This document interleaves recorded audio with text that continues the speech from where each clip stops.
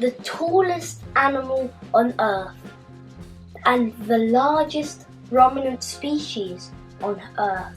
Down the examining planet, we're talking about giraffes. They are the tallest terrestrial animal on Earth, and they are in a species group called Giraffida. Did you know that giraffes' legs are taller than most humans? I didn't know this, but a male giraffe weighs up to 2 tons, and it goes 5.5 meters high. Baby giraffes, they were born at 6'2". That's the size of a basketball player. They're already taller than most humans, and during each week of their life, they grow an inch taller. Now, despite their long neck, they only have 7 neck vertebrae, which is actually not that much for how long their neck is. And that's the same as humans. The only difference is that their neck is very, well, let's say, elongated. And there's a very distinctive feature of a giraffe. They have little kind of horns, well, not really horns, called ossicones. These appear on both genders, and sometimes they are used for fighting just before mating. Giraffes are very strong and very fast, and if a giraffe goes at top speed, it goes 60 kilometers per hour. Now that is impressive. And did you know that giraffes live for over 25 years if they live naturally, if they don't get hunted or poached? Now, their diet is mainly just it's herbivorous. Their favourite food is acacia leaves, so sometimes they're very spiky, the twigs and stuff of the acacia trees. So they try to avoid these by using their very long tongue. Their tongue is 50 centimeters long. Now, their tongue is dark purple for one reason and one reason only: to make sure that it doesn't get burnt while it's feeding. They eat for 16 to 20 hours a day. They eat about 30 kilos a day! Isn't that just crazy? That's more than I weigh! Their range is mostly eastern and southern Africa. Did you know that each giraffe has a different spot pattern, and we can use this to identify them? So much like our fingerprints. They are important because they maintain biodiversity in their habitat. Now, while dispersing the seeds, they also create microhabitats for other species too. Now, giraffes are keystone species, which means they are very important to their habitat and their environment. There are currently 9 subspecies of giraffes in Africa.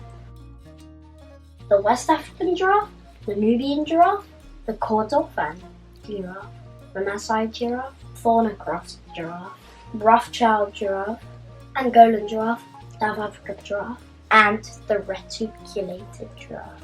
Now, scientists believe that these spots evolved to help them blend in with their habitat. And do you know that word?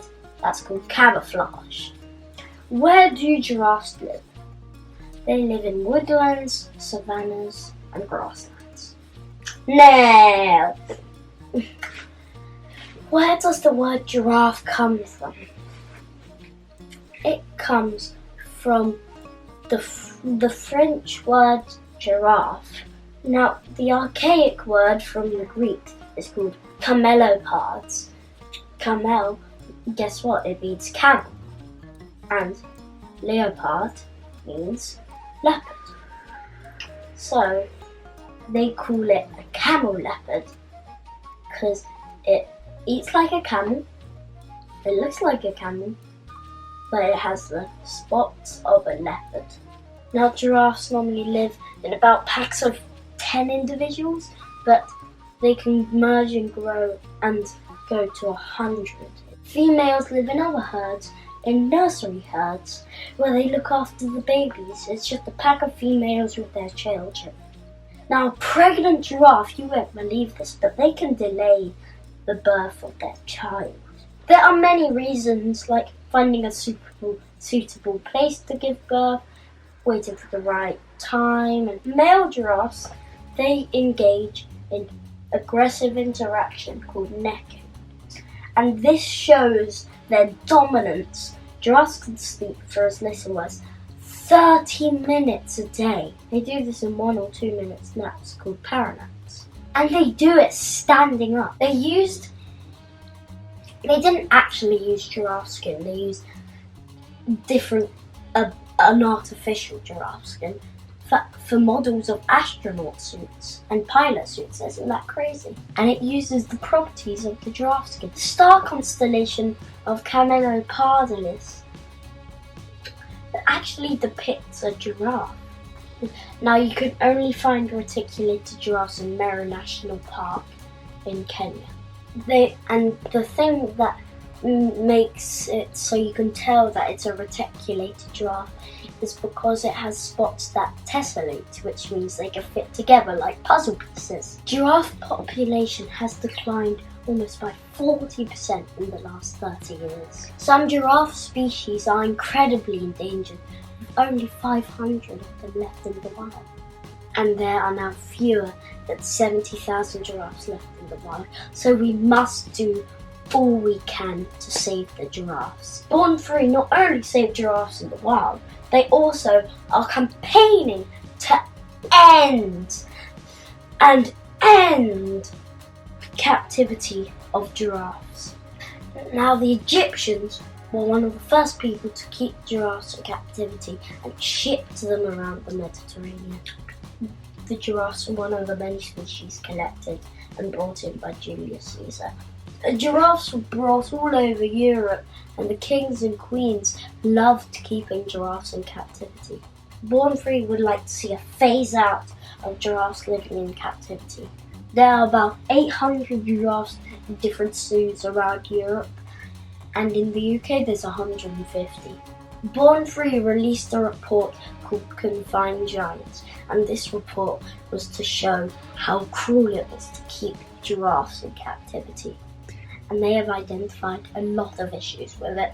The first one is social deprivation. Giraffes like to live in groups. In zoos it's just not possible. Environment restrictions. Giraffes love the wild. They can't eat from the trees. They can't do that in a zoo. Inadequate nutrition. In zoos they give them just kind of leaves and salad, while giraffes eat a lot of different natural things like acacia leaves, twigs, and much more. They live for about approximately 10 years, while in the wild they can live up to 25 years. And this is the most horrible. It's the stereotypic behaviour. They repeat things that they do. They do things over and over again because they just don't have entertainment. All they have are people staring at you. Now, we have been talking about how captivity is bad, but the main problem is poaching. Giraffes are getting killed for their meat, their skin, and their body parts.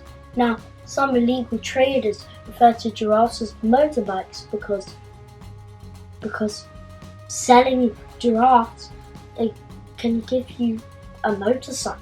They can see the amount of money of a motorcycle that you need to buy. And Born Free Kenya helps save giraffes in Meru National Park. And so they monitor the individuals in the park. And they take photos of them, they recognise them. Imagine having to memorize 1,400 patterns. They just do so much work for animals. And the team also removes snares from the park. Snares are metal wires which are used to kill animals, often for food. And if giraffes get stuck in these snares, well, they could die or get serious injuries that will affect the rest of their life.